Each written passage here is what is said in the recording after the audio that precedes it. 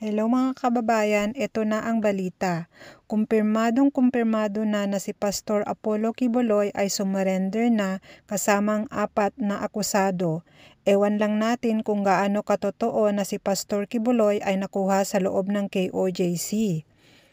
Ayon sa spokesperson ng PNP na si Jean Fajardo, ay mismo sa loob ng KOJC nila nakuha si Pastor.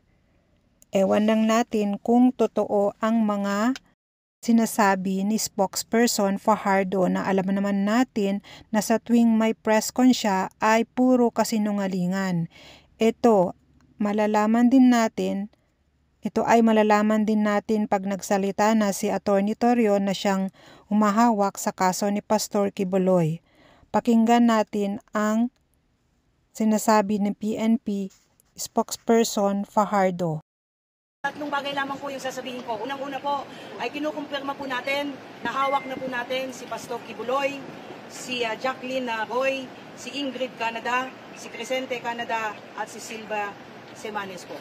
Nakuha po natin yung custody po nila around 5:30 this afternoon at mga bandang 6:30 po ay nilipad po natin sila mula po sa Davao at papunta po dito sa Villamor po tayo dito pa.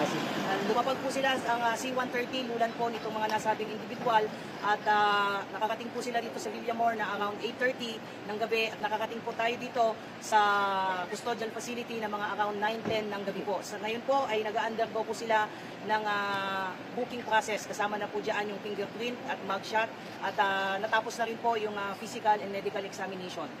At nangyari po itong pangyayari po na ito dahil kanina pong mga bandang 1:30 po ng hapon ay nagkaroon po ng negosasyon para po sa